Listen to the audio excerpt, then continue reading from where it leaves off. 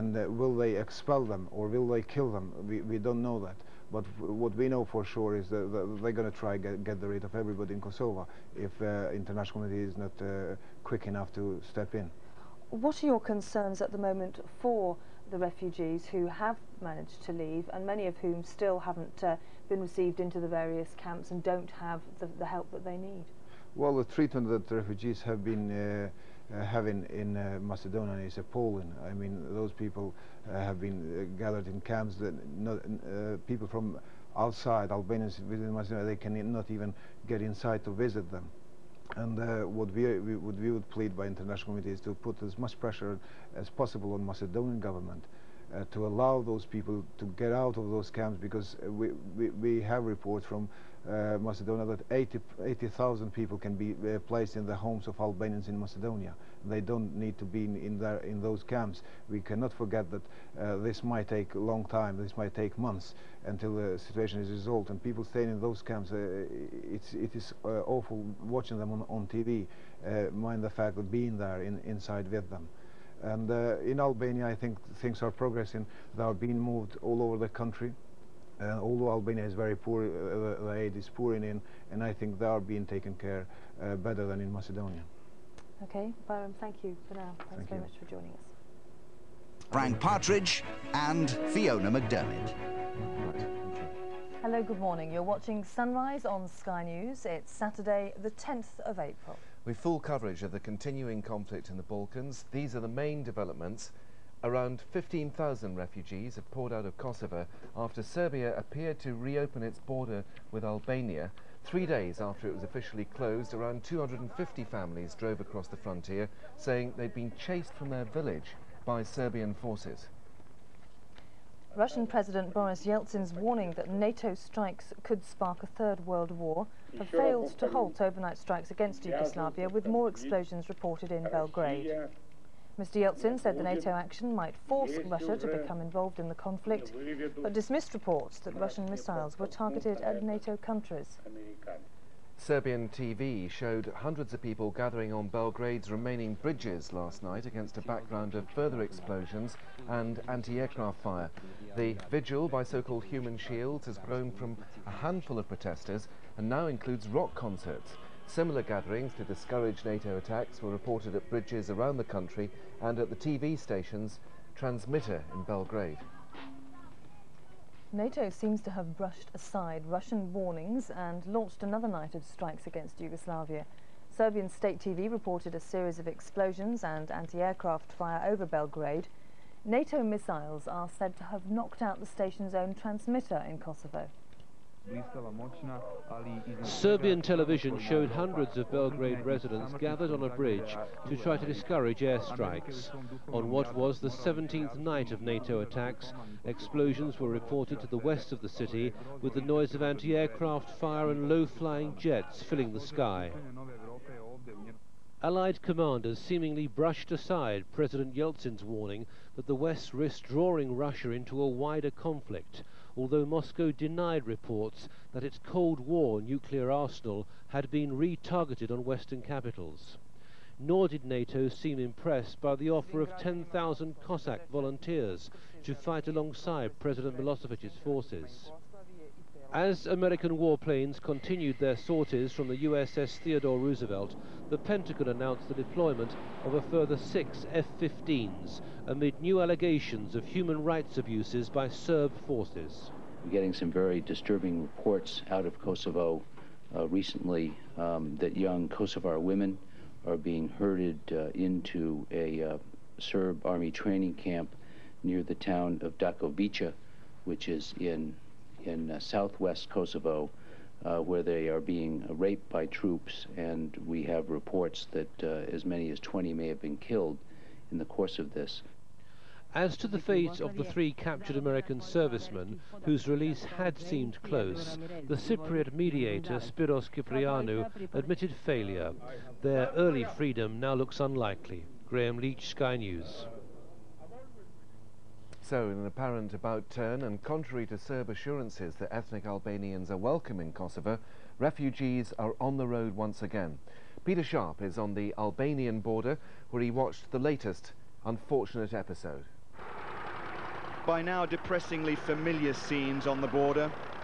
This was the first real influx of refugees since the border post was closed 3 days ago.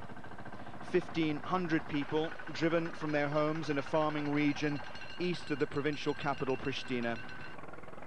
They were given 30 minutes to leave their homes by the Serb police, 30 minutes to say goodbye to a life. The police and military forces came and surrounded the village. Nobody let go out. They sent us to a school ground and told us that, you see, you have invited NATO troops, they are bombing us and you must leave. This latest exodus gives the lie to Belgrade's pledge that ethnic Albanians are now free to return to their homes. We've only had 1,500 through at this stage. They couldn't give us any indication as to what had happened to the others at this stage, so it may be that there's some groups split down and we may get some more through later on. We're not sure.